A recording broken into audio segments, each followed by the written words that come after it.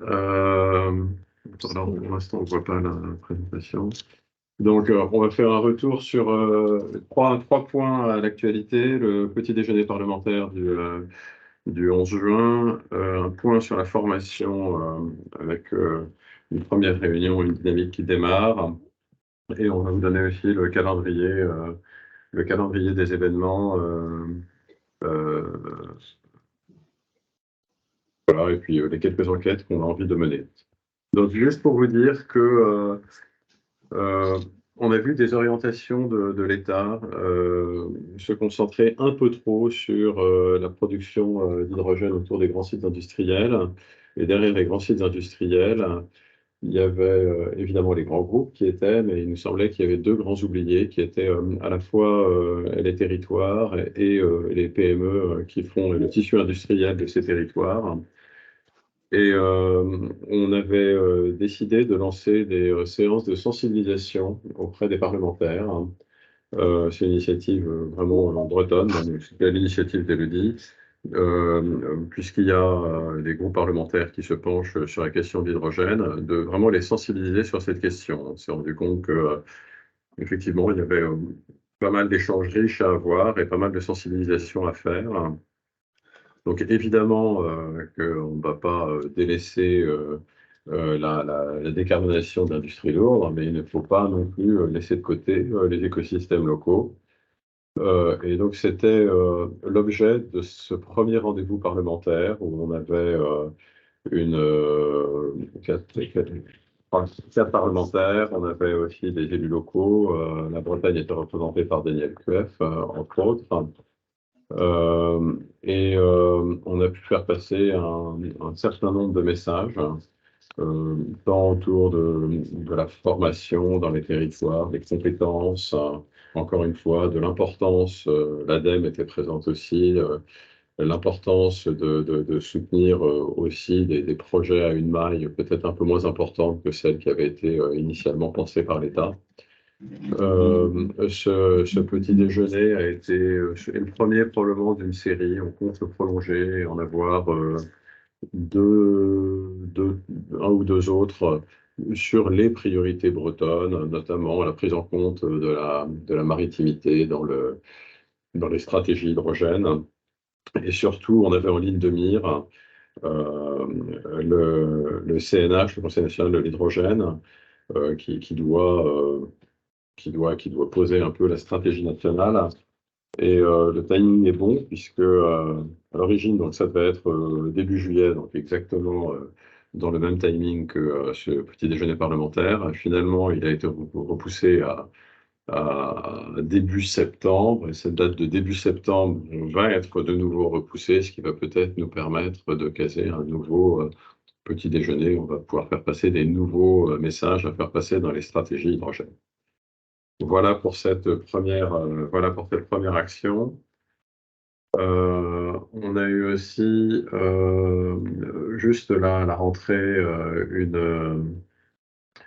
un GT formation piloté par la région, avec un certain nombre de participants, une liste qu'on va élargir, notamment en raison des orientations maritimes de notre feuille de route. Il a été décidé que les affaires maritimes allaient être sollicitées, sachant qu'il y a énormément de formations qui sont sur le champ réglementaire.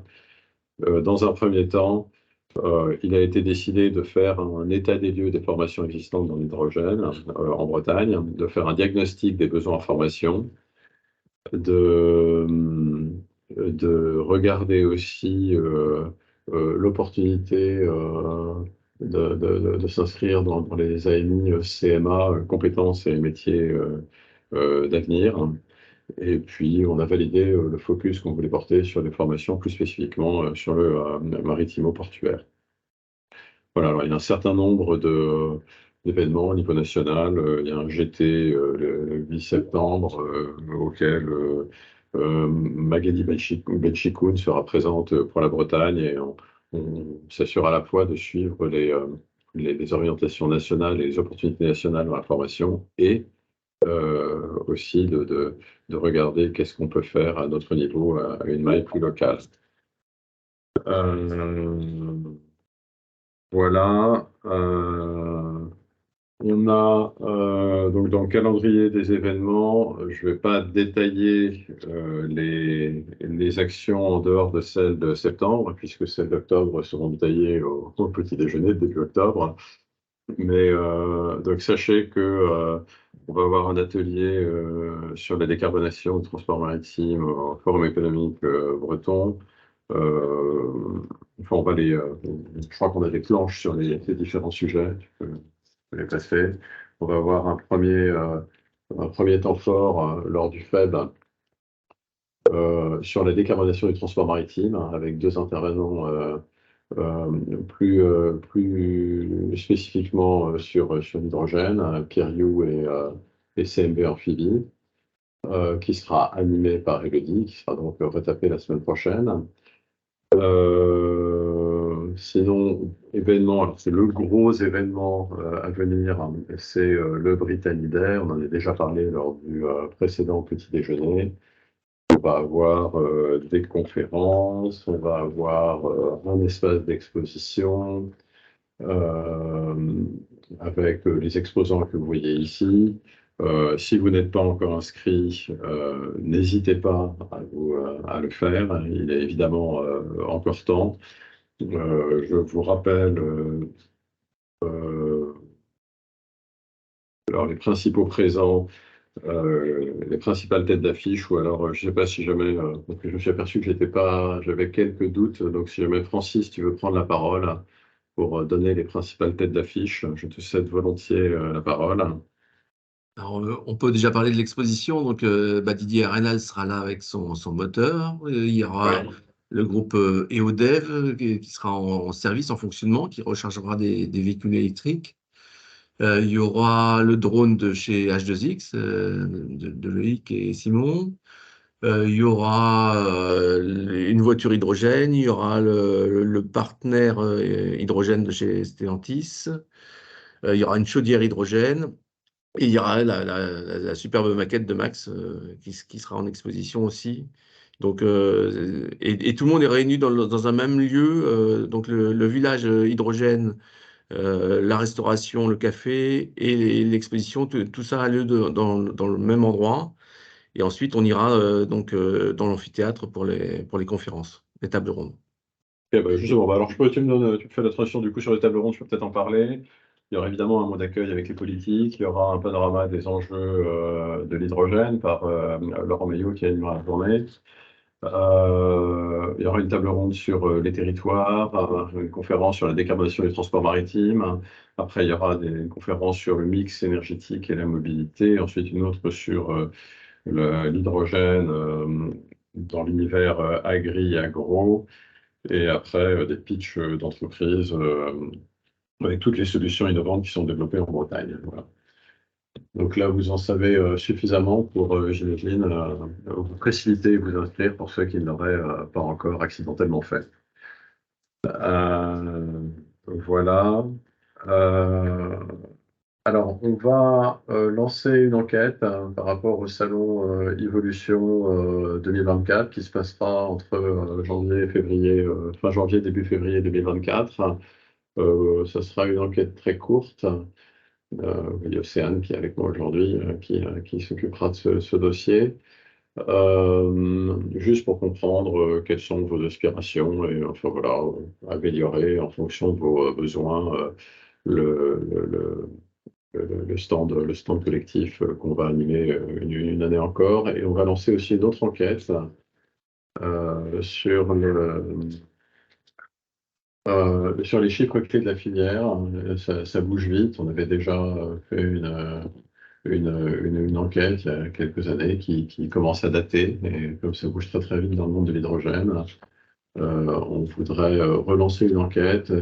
Et en préparant cette présentation, je me suis dit que si jamais on vous sollicitait deux fois de suite, BDI hydrogène, vous n'allez peut-être pas comprendre, vous allez penser que vous avez déjà répondu à une alors qu'on attend des réponses sur l'autre. On va essayer de condenser ça en une seule et même enquête que vous allez recevoir sans doute courant septembre. Voilà.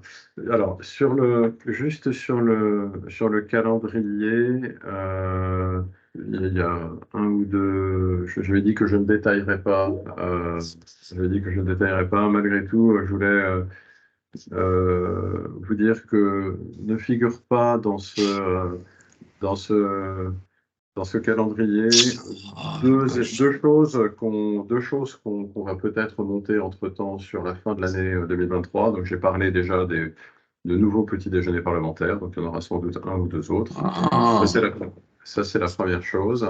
Et la deuxième chose, c'est qu'on est en train de monter à leur demande une rencontre avec les acteurs des Pays-Bas et de la Belgique, qui n'est pas encore casé dans le calendrier, mais qu'on va essayer de faire rentrer d'ici fin 2023.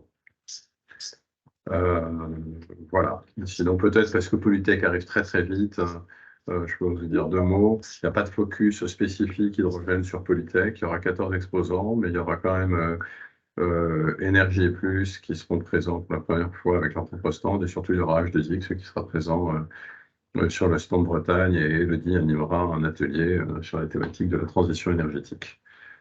Voilà, et vous savez à peu près tout sur l'actualité. À ce stade, je demanderais bien à Sébastien de prendre la main à moins qu'il y ait des questions, mais je n'ai pas vu je vais regarder dans la conversation. Non, je vois qu'il me dise bonjour, mais je demanderais bien à Sébastien à ce stade de prendre la main, peut-être de nous éjecter, là, Océane et moi, et de prendre directement la main pour dérouler sa présentation. Pas de souci, merci beaucoup Alain. Et bonjour à tous. Je vous remercie de ce temps de parole qui va vous permettre de présenter les évolutions d'Entech autour de l'hydrogène avec les différents partenaires régionaux et ces projets en propre qui sont aujourd'hui en développement. Rapidement aujourd'hui, pour ceux qui ne connaîtraient pas Entech, donc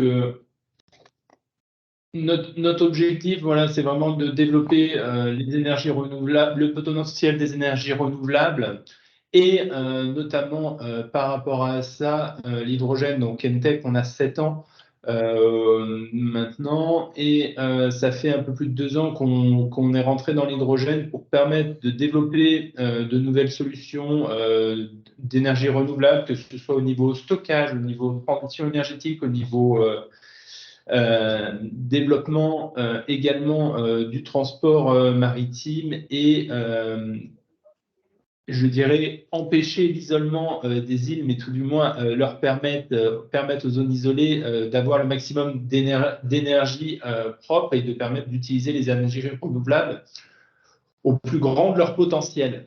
Ce qui n'est pas le plus simple aujourd'hui au vu de la variabilité des énergies renouvelables et c'est pour ça que l'hydrogène est intéressant aujourd'hui. Alors, quelques exemples de projets qui ont pu ou qui sont en cours de réalisation. Un premier qui a été réalisé avec H2X et donc qui est le G350 qui avait été intégré dans nos ateliers, donc qui est un groupe électro-hydrogène. 350 kW délivrable en pic, 450 kWh de batterie à l'intérieur, un système de conversion complet qui permet de fonctionner à la fois on-grid comme off-grid, ce qui est une solution qui aujourd'hui peut être développée pour d'autres et qui peut être développée pour différentes solutions. C'est quelque chose qui est intéressant sur le fait qu'on va pouvoir la connecter à différentes énergies et pas seulement à l'hydrogène. Si on veut faire du mix énergétique renouvelable, si on veut pouvoir stocker des énergies de différentes manières. Donc, à l'intérieur, on a 2 piles à hydrogène qui permettent de produire de l'électricité, qui permettent à la fois de recharger les batteries, mais également d'être délivrées. Donc, on peut créer un réseau en propre local avec ce type de système, comme on peut se relier au réseau existant et ainsi éviter des coupures sur des zones lors de travaux, par exemple. Donc, c'est une solution qui a la facilité d'être sur un seul conteneur, donc transportable, facilement et qui peut être aussi exploité en local comme à distance et être relié avec une capacité assez importante pour permettre aujourd'hui d'alimenter des zones. Donc avec une solution à l'intérieur de conversion qui est une solution Vacon que l'on connaît.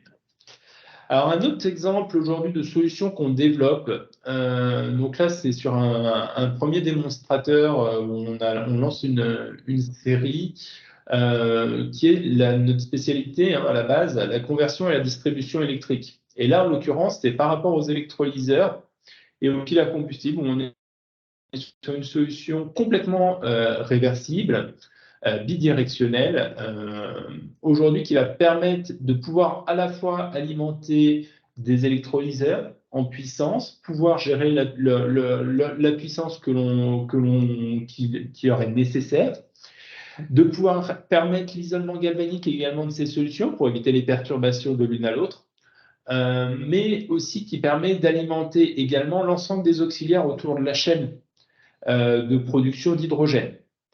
Et ce, de la même manière, un format containerisé, facilement déployable et facilement adaptable, avec un pilotage en local ou à distance de nouveau. Mais cette solution est donc, comme je le disais initialement, bidirectionnelle. C'est-à-dire que je vous parle d'électrolyseur, mais elle va pouvoir aussi servir pour des piles. Et donc, pouvoir être connecté à plusieurs piles. Là, en l'occurrence, on peut connecter jusqu'à 10 systèmes en parallèle et pouvoir les gérer indépendamment et pouvoir faire de l'injection soit sur le réseau, soit en local. Voilà. Donc ça, c'est une autre solution totalement isolée qui va permettre d'isoler les différents électrolyseurs ou différentes piles. Il y a un isolement du réseau et éviter les perturbations. Donc, c'est une solution qui est en finalisation d'intégration dans nos locaux et qui passe en certification la semaine prochaine pour pouvoir être mise en service d'ici la fin de l'année pour le client. Donc, vous en entendrez parler bientôt. Et pour information, donc c'est une petite série qui commence et qui va montrer justement le potentiel de l'hydrogène au niveau de l'électrolyse et au niveau de l'utilisation avec les piles à hydrogène et les possibilités de puissance. Alors, par la suite, je vous parle d'un projet qui a débuté au début de l'année 2023 avec 3 partenaires, H2X, SLC Watermakers et puis le laboratoire de l'UBS, qui s'appelle C3POE. Donc, c'est un système de couplage Perrin pour les îles et les zones isolées. Qu'est-ce que ça vise aujourd'hui? Ça vise à permettre d'utiliser les énergies renouvelables pour produire de l'eau potable pour les populations, de l'eau pour l'agricole, de l'eau pour stocker l'énergie. Parce que l'énergie, on va pouvoir la stocker à base d'eau, mais on va surtout pouvoir utiliser cette eau derrière avec une autre partie de la puissance énergétique qu'on va pouvoir stocker et qui est utilisée sur le développement du système. On va pouvoir la stocker sous forme d'hydrogène et donc faire un stockage de l'énergie à longue durée. Parce qu'aujourd'hui, la problématique qui existe, c'est qu'on connaît très bien le stockage courte durée avec des batteries, et c'est quelque chose qui sera également inclus et qui est dans la solution du stockage courte durée avec de l'injection. Quand on parle de courte durée, on parle entre 12, 24, 48 heures. Mais au-delà, les batteries ont leurs limites. Et c'est là que rentre en jeu l'hydrogène. Et là, il n'y a pas de limite de capacité. Et donc, justement, cette solution aujourd'hui qui va être modulaire, qui va pouvoir permettre de s'adresser à différentes typologies de population, que ce soit des îles, des zones côtières, allant avec des consommations pour 100 habitants comme à 1000 habitants, et pouvoir du coup s'adapter sur des zones où il y a des variations, des fortes variations de population, et de pouvoir stocker de l'énergie en attendant qu'il y ait les maximums de population. Donc, par exemple, sur un an, je prends une zone typique d'application qui est par exemple l'île de Molène, qui pourrait, elle, être intéressée par ce projet pour pouvoir être indépendant, pouvoir stocker l'ensemble des énergies qui sont produites sur l'île et autour de l'île, et ainsi pouvoir délivrer au moment des périodes de vacances et au moment des périodes estivales, où sont les pics de consommation et aujourd'hui où il faut de la production complémentaire. Et donc cette production pourrait être totalement renouvelable et totalement verte avec l'hydrogène et donc un système d'électrolyse intégré et un système de piles pour la production. Donc voilà, ça c'est un projet financé par la région et l'Europe, Lorient Agglomération et Rennes Métropole, voilà, qui a pour but d'ici 2025 de pouvoir produire le premier produit avec différents prototypes d'ici là. Enfin, un dernier projet qui est en cours aujourd'hui en consortium avec Zéphyr et Boré, Pierriou, le laboratoire compositique de l'UBS et puis Sofrecid Engineering. Un projet également financé par le FEDER, la région Bretagne, Lorient Agglomération et Quimper, Bretagne occidentale. C'est un projet de navire décarboné pour le maintien en conditions opérationnelles des champs éoliens, donc un CTV. Ce navire a plusieurs objectifs. C'est de décarboner son utilisation au minimum à 50%, d'avoir un impact sur l'environnement à longue durée également plus faible, pas seulement sur la décarbonation, mais aussi sur la manière dont il est conçu avec une analyse de cycle de vie et un impact du coup sur l'environnement qui soit plus faible et permettre ainsi une utilisation différenciée par rapport aux utilisations actuelles, ou plutôt la même utilisation que les navires standards, mais avec une motorisation différente, hybridée en l'occurrence, à la fois avec de l'hydrogène et du fuel. Le fuel pour les grandes vitesses et les transferts entre les ports et le champ éolien. Et sur site comme au port, fonctionner en full hydrogène et pas en hybridé, et donc permettre ainsi d'avoir une propulsion efficace, mais non émettrice d'hydrogène. Alors, cette solution a pour objectif du coup d'être finalisée en mars 2024 pour pouvoir commencer la construction par la suite de ce navire. Mais elle montre aussi des problématiques qui s'adressent aujourd'hui au marché, qui sont notamment la production et la distribution d'hydrogène vert sur les ports par rapport à l'économie aujourd'hui qui existe. Voilà, donc c'est des sujets sur lesquels on va venir adresser également avec ces solutions derrière. Voilà. Quelques points par rapport au développement aujourd'hui d'Entech aussi, pour information, d'ici un an environ, on devra avoir un démonstrateur également d'une chaîne complète hydrogène sur notre site de Quimper, donc avec une alimentation avec de l'hydrogène vert, une alimentation photovoltaïque complète. On a déjà 2 démonstrateurs batteries actuellement sur site. On va avoir un 3e basé avec de l'utilisation de batteries en seconde vie d'ici début d'année 2024. Et donc, courant 2024, pour la fin de l'année maximum, on aura ce démonstrateur d'hydrogène vert pour montrer justement les capacités et pouvoir permettre de communiquer aussi sur la faisabilité, les moyens qu'on peut mettre en place.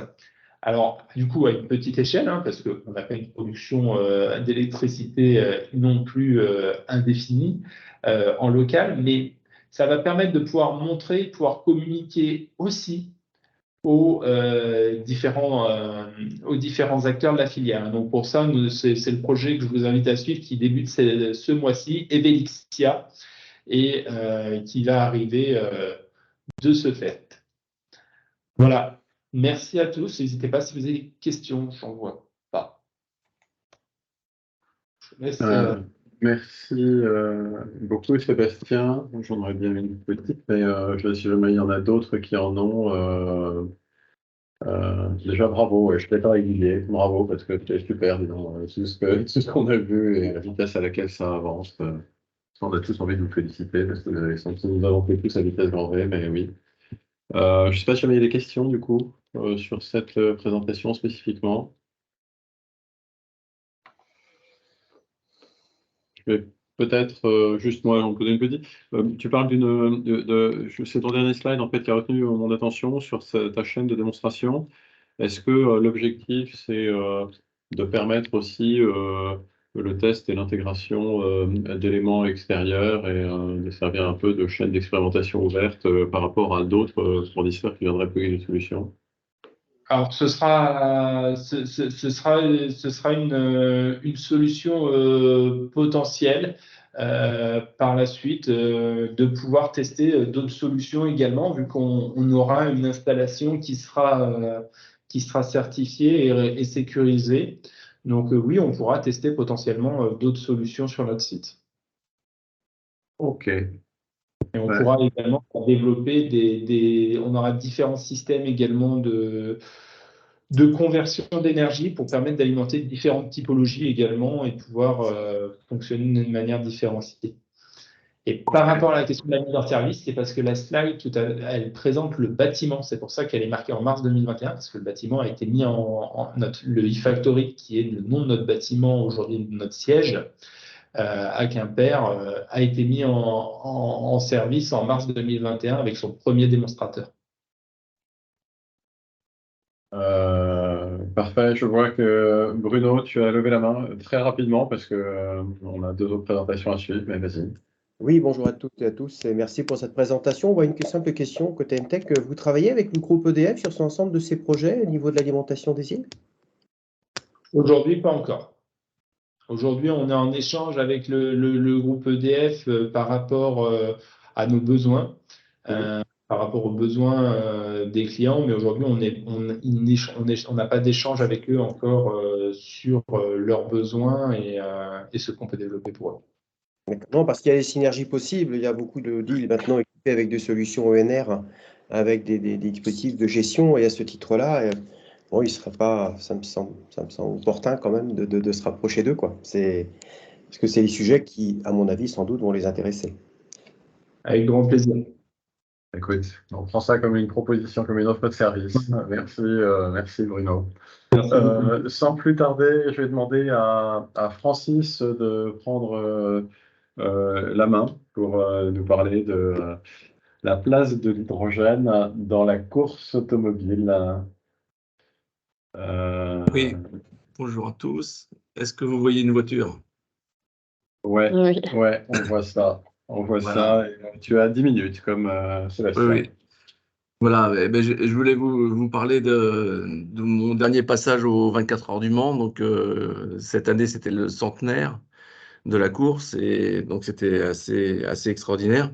Et comme je connais bien, je suis originaire du Mans et j'assiste aux 24 heures régulièrement, je voulais vous faire part un peu de l'évolution et de l'arrivée des moteurs hydrogène en compétition. Super. Alors, tout d'abord, on peut rappeler que la course automobile a quand même fait avancer la technologie. On a vu, par exemple, les turbos arriver, on a vu des voitures à turbine, on a vu des moteurs rotatifs, on a vu des progrès en fait dans tous les domaines, hein, que ce soit dans le freinage, avec l'apparition des freins à disque, c'était aux 24 heures. Maintenant, on est passé aux freins en céramique. L'éclairage a fait aussi d'énormes progrès avec les phares à iode, les phares laser maintenant. Mais de façon générale, c'est tous les domaines techniques de la voiture qui ont évolué, que ce soit l'aérodynamique, que ce soit la télémétrie, que ce soit la communication, les vidéos intérieures, les calculateurs, la puissance de calcul. Tout a évolué très, très vite grâce à la compétition et ça a permis ensuite à la voiture de Monsieur de Tout le Monde d'évoluer. Alors, c'est vrai pour les moteurs et on va le voir que sur l'hydrogène, l'ACO, donc l'ACO qui est l'organisateur des 24 heures du Mans, donc l'Automobile Club de l'Ouest, a dès 2018 imaginé un prototype hydrogène avec une pile à combustible qui s'appelle Mission H24. Et cette mission H24, on va la revoir, j'espère, très, très, très bientôt. Cette voiture, c'était juste pour prouver que ça marche déjà, qu'une voiture comme ça peut être engagée en compétition et avec quelques sponsors importants. Donc on voit Total Energy, on voit Michelin, on voit Symbio et derrière il y a Green GT. Green GT que vous connaissez peut-être parce que ils sont aussi derrière les poids lourds qui sont développés dans le sud avec Chabas et Carrefour. Et donc cette voiture, elle marche, elle fonctionne, elle est en exhibition, elle a déjà fait des courses, une course qui s'appelle Road to Le Mans. Et donc elle est fiable, elle est performante, elle a dépassé 290 km/h dans la ligne droite des Hunaudières. Donc c'est quelque chose de remarquable. Et ça sert aussi à développer tout l'écosystème hydrogène qui est autour. Au Mans, on a vu aussi le village hydrogène. Donc c'est la deuxième année qu'il y avait ce village, donc, qui était beaucoup plus étoffé cette année. L'an dernier, il y avait notamment les groupes électrogènes, il y avait EODEV et Powidian qui étaient présents. Là, cette année, on a pu voir 6 véhicules. Donc on voit quand même qu'il y a un engouement réel sur des motorisations hydrogène, que je vais détailler par la suite. Alors, on a pu voir la Mirai Sport, qui est une évolution de la voiture de série, la Toyota Mirai. Les ingénieurs japonais nous ont présenté donc la pile à combustible que vous voyez là, qui serait une évolution, une version 2, et qui serait plus performante et qui baisserait notablement les consommations d'hydrogène. Ensuite, il y a des petits constructeurs qui commencent à faire des véhicules hydrogène. Donc là, c'est KG Auto, c'est une petite monoplace un peu récréative, on va dire. Mais sur Le Mans, il y a des gens qui font la coupe Fenio, c'est des petites monoplaces qui envisagent aussi l'hydrogène. Et puis, il y a d'autres constructeurs comme GCK, ici présent, qui ont présenté des voitures. Alors, GCK, c'est Green Corp Corporation. Ils sont basés en Savoie. Et vous les connaissez peut-être parce que c'est eux qui ont présenté la première dameuse hydrogène. Et donc là, sur l'image, on voit à la fois le 4x4 qui est envisagé pour le Paris-Dakar et la voiture qui s'appelle Phoenix, donc avec un gros moteur euh, thermique qu'ils ont adapté avec l'appui de Borg-Warner, je crois.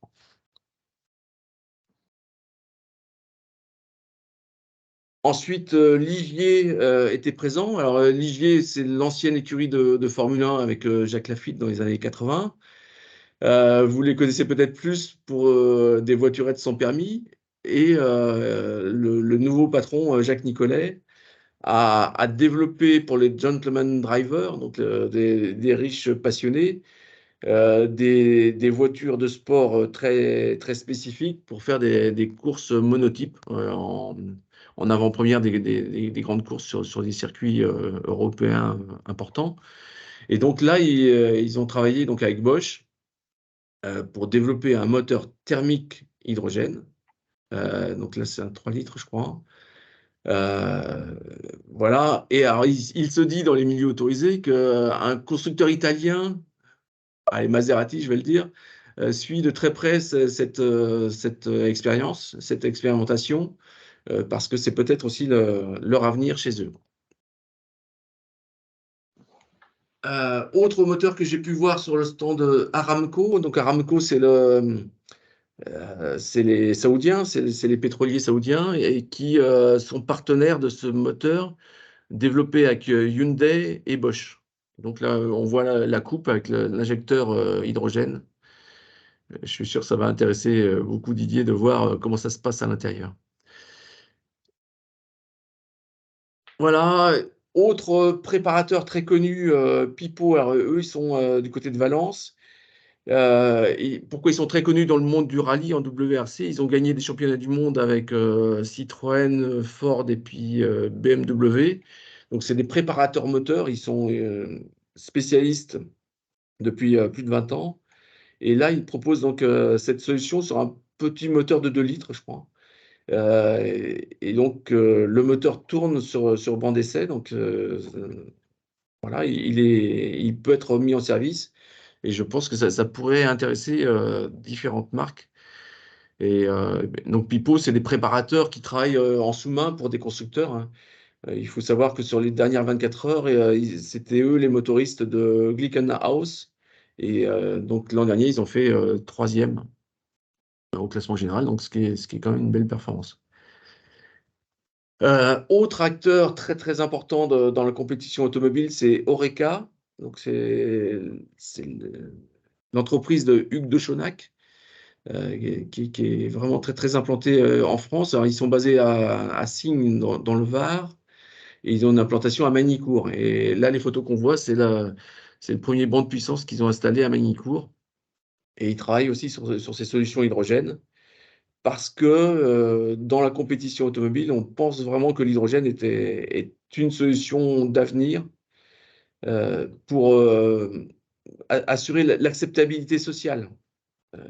Parce que pour rien vous cacher, une des grandes craintes des organisateurs des 24 heures, c'était qu'il y ait des gens comme Extinction Rebellion ou des activistes en fait, qui envahissent la piste pour manifester contre les compétitions automobiles. Et donc, la solution de passer sur des énergies vertes va s'imposer forcément à terme.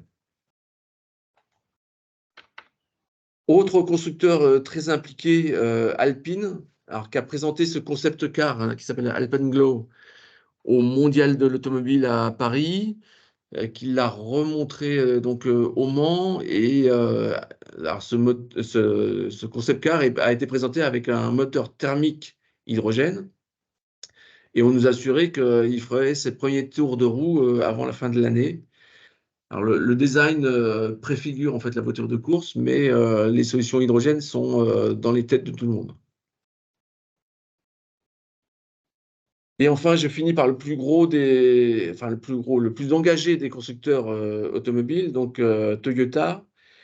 Toyota qui est déjà présent sur le marché, donc avec la Toyota Mirai en série, qui a présenté une autre solution avec la Corolla H2. Donc là, ce n'est plus une pile à combustible, mais c'est bien un moteur thermique. Et cette Corolla fonctionne avec de l'hydrogène liquide. Et donc, elle a fait une course de 24 heures au Japon. Et le patron de Toyota, donc le fils du fondateur, est venu au Mans pour présenter et a tourné avec cette voiture, a fait un tour du circuit avec cette voiture pour bien montrer que ça marchait. Et surtout, la grande annonce qui a été faite, c'est cette voiture qui va être engagée donc, dans la vraie course des 24 heures du Mans en 2026 avec moteur thermique, encore une fois. Alors, on imagine que ça sera un V8. Toyota a déjà annoncé qu'il travaillait avec Yamaha sur ce type de motorisation. Donc, on attend 2026 avec impatience pour voir ce véhicule fonctionner. Ça sera une expérimentation technique, mais aussi pour tout ce qui va autour, hein. Il y a le problème du ravitaillement, bien sûr, qui sera crucial. On imagine qu'en 2026, la voiture sera engagée dans une catégorie particulière. On appelle ça le garage 56. C'est une réglementation particulière où la voiture fait la course avec tout le monde, mais est hors classement. De façon plus générale, sur l'endurance, on voit qu'il y a plusieurs constructeurs qui sont intéressés, que 2026, donc la réglementation technique va changer, avec l'autorisation des piles à combustible et des moteurs. Il y a un groupe de travail qui a été fait entre différents constructeurs. Allô? Oui, il y a 9 constructeurs qui sont intéressés par le sujet et qui regardent ça de très près. Ouais, alors, sans que ce soit officiel, on peut quand même citer, il y a Audi, il y a BMW, il y a Peugeot qui regarde aussi. Chez les Japonais ou chez les Asiatiques, pardon, il y a Hyundai, il y a Mazda, il y a Honda, il y a Toyota, bien sûr.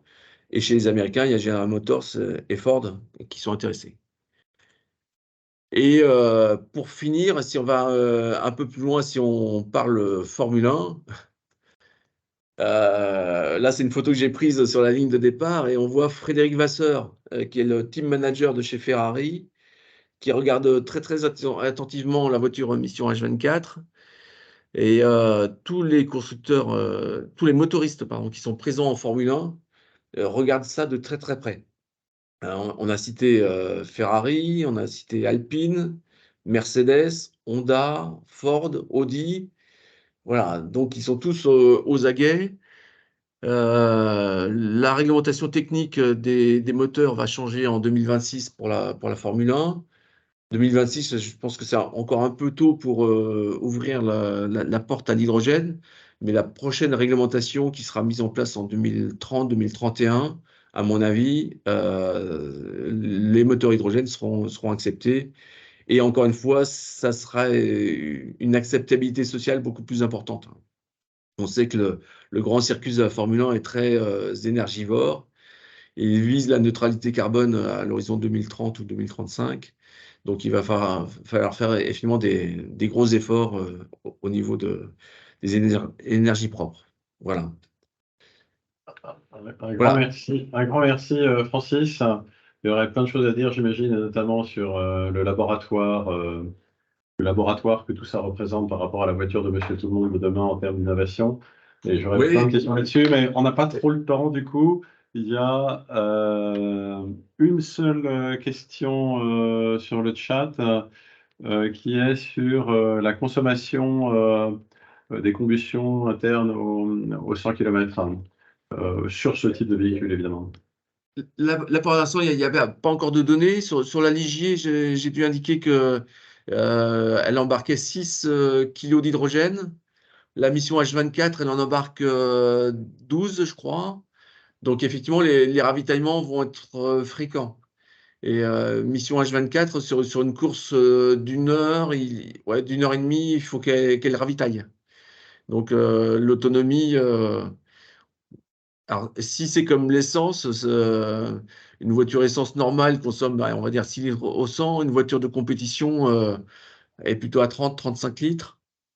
Donc, voilà, on est sur un facteur 7. Ouais. Ok, parfait. Eh ben, désolé pour les frustrés qui ne pourront pas poser plus de questions, mais qui sauront te trouver si jamais ils en ont, de toute façon. Voilà. Rendez-vous au Mans en juin 2024. Bon, je Ça pense sera que le centenaire plus 1. de manière plus immédiate, nous pourrons te rencontrer aussi le 22 à Saint-Brieuc, Bien puisque sûr. tout le monde y sera et que tu en es un des grands organisateurs. Sans transition, je vais donner la parole à H2X, à qui je vais demander de prendre la main aussi sur le projet Diol. Qui porte autour de la décarbonation des activités de maintenance de l'industrie offshore. Et c'est un projet dont H2X est partenaire. Merci Loïc. Et je propose qu'on démarre tout de suite. Bonjour à tous, merci pour ce temps d'échange et de permettre à H2X et surtout globalement présenter le projet Diol. Peut-être en mode diapo, peut-être, ça sera plus lisible pour tout le monde. Ouais, ça va arriver normalement. Je pensais que je l'avais fait, mais ça va le faire. Vous voyez bien là comme ça? Parfait, c'est Nickel. idéal. Super. Donc ce sera peut-être un peu plus court que 10 minutes parce que le projet commence. Faut savoir que. On est déjà à la bourre comme toujours, donc c'est parfait. Eh ben, vous comptez sur moi pour que ça soit plus court alors. Alors sur le projet Diol, ce qu'il faut savoir, c'est que c'est un projet qui a été validé par l'Union européenne le 12 avril de cette année, en fait.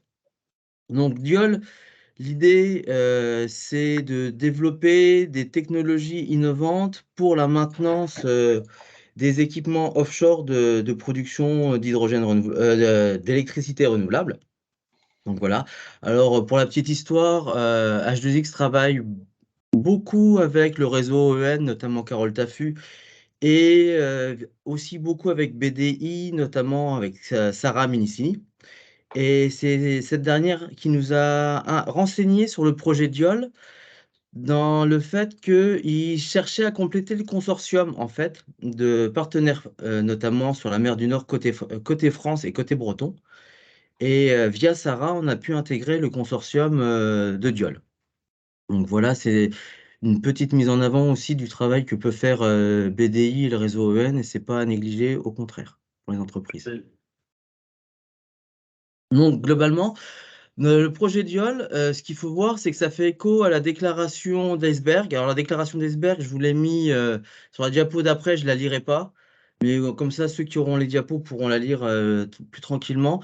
L'idée, c'est que les ports maritimes et les aéroports vont jouer un rôle crucial dans tout ce qui est maintenance des équipements offshore.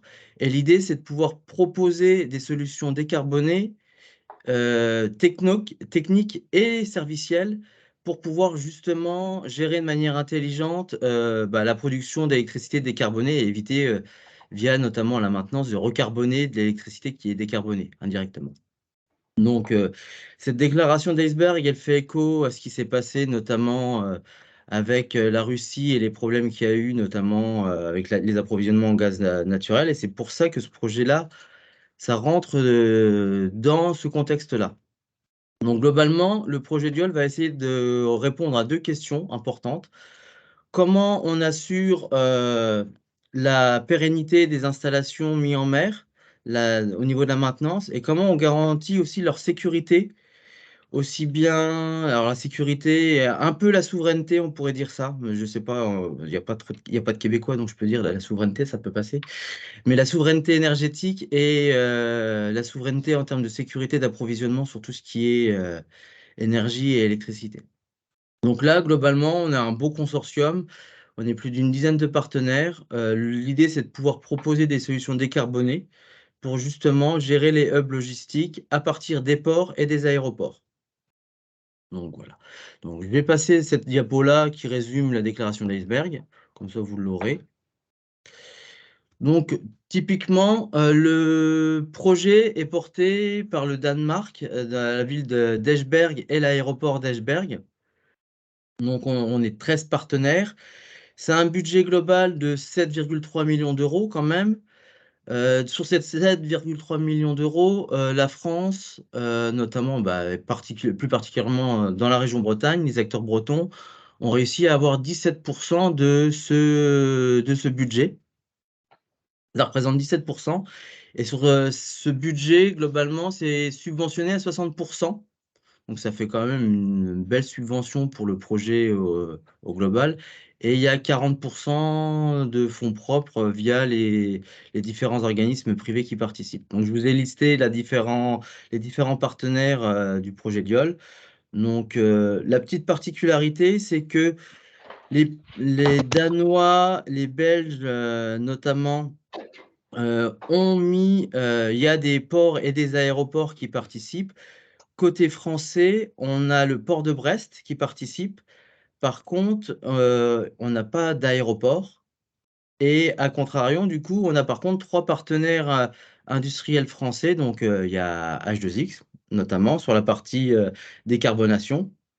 On a des Bretons avec Brittany Aviation qui travaillent sur tout ce qui concerne des solutions de logistique et de maintenance via des logiciels et de la data au niveau aérien. Et on a Citopic qui, eux, travaillent sur le côté plutôt maritime. Donc, globalement, on va, côté français, essayer de proposer des solutions décarbonées en alliant le maritime et l'aérien pour assurer la maintenance et la pérennité de sécurité de production de ces installations offshore. Donc, il y a une liste aussi de partenaires qui est d'observateurs. Donc, côté Bretagne, on a la région qui est dans les observateurs du projet et qui suivra le projet aussi. Il y a le port de Nantes, qui ne fait pas partie de la région mer du Nord, mais qui a souhaité quand même pouvoir avoir une vue sur les propositions de ce qui va ressortir de Diol pour justement, avec les champs aussi qui se développent côté Pays de Loire, pouvoir potentiellement dupliquer ce qui va être proposé. Donc là, je vous ai mis rapidement le contenu du projet. Globalement, il y a 3 gros work packages. Il y en a le work package 1 qui concerne plus particulièrement tout ce qui concerne les équipements qui devront être déployés au niveau des hubs maritimes et aéroportuaires. Il y a beaucoup de traitements de données dans ce work package là. On intervient très peu, nous, côté H2X. Par contre, ce n'est pas le cas de Brittany Aviation et de Citopic, ainsi que le port de Brest. Le port de Brest, c'est sur tous les work packages. Nous, on intervient plus particulièrement sur le Work Package 2, qui concerne tout ce qui concerne les infrastructures et les gros équipements, on va dire, sur les hubs. Et on a la chance d'être le pilote d'une des sous-parties de ce Work Package qui concerne le stockage et l'alimentation des hubs logistiques en énergie verte. Donc ça, c'est H2X qui est pilote sur ce projet-là avec les autres partenaires, bien entendu, mais globalement, on va piloter cette partie-là. Et on intervient sur la partie qui concerne la sécurité des infrastructures, la surveillance. Je vais vous expliquer en quoi on intervient là-dessus, globalement. Donc, la prochaine réunion de ce projet-là va avoir lieu à Esberg mi-octobre, justement pendant Polytech. On intervient et on va commencer vraiment à avancer sur ce projet-là. Et le dernier work package, non des moindres, c'est tout ce qui concerne la législation qui va devoir être accolée à ces activités-là. Parce que le couplage d'activités aéroportuaires aériennes et maritimes de manière décarbonée, il y a quand même beaucoup de travail à faire. Il y a encore beaucoup de réglementations à voir là-dedans. Donc, je ne vous présenterai pas H2X globalement, parce que je pense que beaucoup connaissent. Donc, je passe ça. Nous, dans le projet, on va s'intéresser, donc, comme je vous l'ai dit, à la partie alimentation des hubs logistiques et aussi à la surveillance. Alors, dans ce cadre-là, on va essayer de voir et travailler avec notamment les aéroports et les ports sur l'alimentation décarbonée de certains types d'infrastructures via des générateurs. Donc, il y aura des phases de test appliquées à ça. Et l'idée, c'est de pouvoir montrer la faisabilité qu'un port ou un aéroport est capable d'être producteur et consommateur de sa propre énergie et être moins dépendant de ce qui pourrait arriver. Et impliquant du coup de nouvelles activités, notamment pour les aéroports, il va falloir aussi s'assurer que la sécurité de ces sites soit optimale. Et là, l'idée, c'est de déployer aussi bien des drones terrestres que maritimes. Alors, dans le cadre du projet, on aura la version terrestre Hermione qui devrait être présente du coup au Brittany Days fin septembre. Justement, on va pouvoir le tester. Et nous, de notre côté, on va travailler sur la marinisation et de ce pilote-là, de ce prototype-là, vers directement des usages maritimes, en fait, pour du coup faire de la surveillance au niveau des ports. Donc voilà. Rapidement, ce que je pouvais vous dire sur le projet, il commence à peine, donc je voulais pas trop m'attarder et trop Ok. raconter. Je vous remercie beaucoup. Parfait, mais c'est une illustration de comment une entreprise bretonne peut s'intégrer dans les projets européens.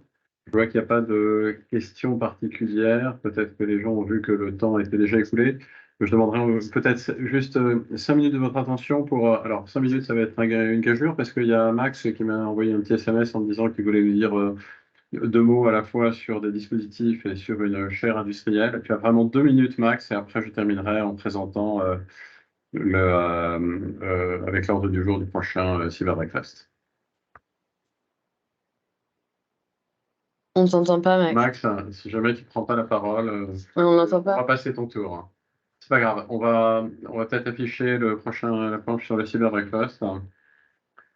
Et si jamais tu retrouves la parole, Max, on te la donnera. Alors, Juste en 2 mots. Il devrait se tenir donc, le premier vendredi de chaque mois, donc ça nous projette au 6 octobre. Il y aura toujours des informations générales sur la filière.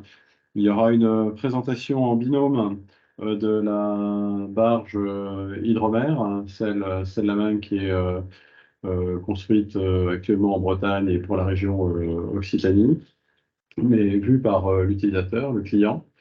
Une présentation d'un projet de prototype d'électrolyseur qui veut utiliser la désalinisation de l'eau de mer. Et à confirmer, on vous confirmera d'ici là, d'ici le 6 évidemment, peut-être tout ce qui est fait au niveau des ports bretons, par la direction des ports de la région. Voilà, Max, si tu n'as pas retrouvé Oui, la excusez-moi, parole. j'espère que vous m'entendez. Alors, si tu as retrouvé Ouais. la parole, tu as Très 22 minutes rapidement. parce qu'on a Très déjà rapidement, dépassé. merci beaucoup pour les présentations qui ont été faites, qui montrent aussi la capacité à faire des projets, notamment sur la recherche de financement. Je voulais parler juste très rapidement du financement et des partenariats à venir. Alors, on avait un appel à projet FEDER pour le financement de démonstrateurs sur la production, le stockage, qui malheureusement a fait un peu chou blanc. On n'a pas de candidat. Donc, on avait 1,5 million d'euros engagés qu'on va remettre en jeu avec l'espoir, d'ici la fin de l'année, de peut-être ouvrir ces financements FEDER aux grandes entreprises, qui était un peu le critère limitant peut-être sur cet appel à projet-là dans le nouveau programme. Je vous en dirai plus d'ici la fin de l'année. Donc ça, c'est pour les financements. Tout à l'heure, on a évoqué la question des îles. Sachez que pour le travail sur les îles, et notamment avec EDF SEI, mais pas que, on a aussi 2 initiatives intéressantes dans lesquelles vous pourrez vous rapprocher. Vous pouvez venir vers moi d'ailleurs si vous êtes intéressé.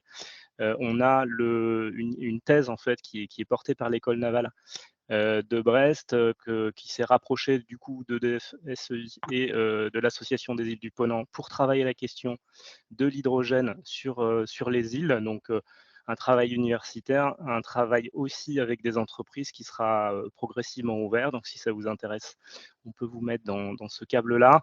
Et puis le projet aussi de chaire de l'Université de Bretagne occidentale sur la décarbonation du transport maritime. Du transport maritime et des ports, qui va être en recherche aussi de partenaires financiers et industriels. Donc aujourd'hui, on s'engage à les accompagner. Donc voilà, si vous êtes intéressé sur ces thématiques et dans ce secteur, n'hésitez pas à vous rapprocher de moi. Merci. Ok, un grand merci Maximilien. Je ne sais pas si jamais il y avait des questions, j'en vois pas sur le chat. Le temps a écoulé depuis 4 minutes. Voilà. Mais écoutez, vous savez comment me contacter. Hein, Élodie Boileux, chef de mission énergie renouvelable. Vous avez les coordonnées. Vous avez aussi tous les endroits où vous aurez de l'information sur la filière hydrogène. Et rendez-vous au Forum économique breton à court terme, hein, et puis à moyen terme, donc le 22 à Saint-Brieuc. Là, on compte sur votre présence massive. Et j'ai oublié de passer un message par rapport au Forum économique breton. Il y a aussi l'Assemblée générale de BDI pour ceux qui sont adhérents, ou ceux qui veulent le devenir. Mais même c'est ouvert aux non-adhérents parce qu'on aura des conférenciers. Vous aurez une petite présentation de ce qu'on fait. Donc c'est à 16h dans la rotonde du 3e étage le premier jour, le 6. Et vous êtes tous les bienvenus, adhérents ou non. Voilà. Un grand merci, très bonne journée et très bon week-end à tous.